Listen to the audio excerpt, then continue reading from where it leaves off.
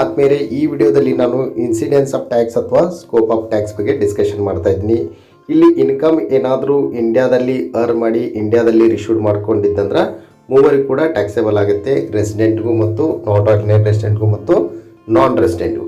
ಅದೇ ರೀತಿಯಾಗಿ ಇನ್ಕಮ್ ಏನಾದರೂ ಇಂಡಿಯಾದಲ್ಲಿ ಅರ್ನ್ ಮಾಡಿ ಔಟ್ಸೈಡ್ ರಿಶೂಡ್ ಮಾಡ್ಕೊಂಡಿದ್ರು ಕೂಡ ಮೂವರಿಗೂ ಟ್ಯಾಕ್ಸೇಬಲ್ ಆಗುತ್ತೆ. ಅದೇ ರೀತಿಯಾಗಿ ಇನ್ಕಮ್ ಏನಾದರೂ ಔಟ್ಸೈಡ್ ಅರ್ನ್ ಮಾಡಿ ಇಂಡಿಯಾದಲ್ಲಿ ರಿಶೂಡ್ ಮಾಡಿದ್ರು ಕೂಡ ಮೂವರಿಗೂ ಟ್ಯಾಕ್ಸೇಬಲ್ ಆಗುತ್ತೆ. ಇಲ್ಲಿ ವೆರಿ ಈಸಿ ಟ್ರಿಕ್ಸ್ ಯಾವ ರೀತಿಯಾಗಿ ನೆನಪಿಡ್ಬೇಕಂದ್ರೆ, ಯಾವುದಾದ್ರೂ ಒಂದು ಇನ್ಸಿಡೆಂಟ್ ಅರ್ನರ ಮಾಡಿರ್ಬೋದು ಅಥವಾ ರಿಶೂಡರ ಮಾಡಿರ್ಬೋದು ಇಂಡಿಯಾದಾಗ, ಮೂವರಿಗೂ ಕೂಡ ಟ್ಯಾಕ್ಸೇಬಲ್ ಮಾಡಬೇಕು.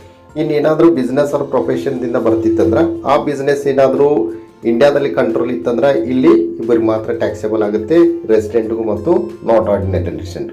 ಇಲ್ಲಿ ನಾನ್ ರೆಸಿಡೆಂಟ್ಗೆ ಟ್ಯಾಕ್ಸೇಬಲ್ ಆಗಂಗಿಲ್ಲ. ಅದೇ ರೀತಿ ಬಿಸ್ನೆಸ್ ಏನಾದರೂ ಔಟ್ಸೈಡ್ ಕಂಟ್ರೋಲ್ ಇತ್ತಂದ್ರೆ ಓನ್ಲಿ ಆರ್ಡಿನರಿ ರೆಸಿಡೆಂಟ್ ಮಾತ್ರ ಟ್ಯಾಕ್ಸೇಬಲ್ ಆಗುತ್ತೆ, ಉಳ್ಕಿದವರಿಬ್ಬರಿಗೆ ನಾನ್ ಟ್ಯಾಕ್ಸೇಬಲ್ ಆಗುತ್ತೆ.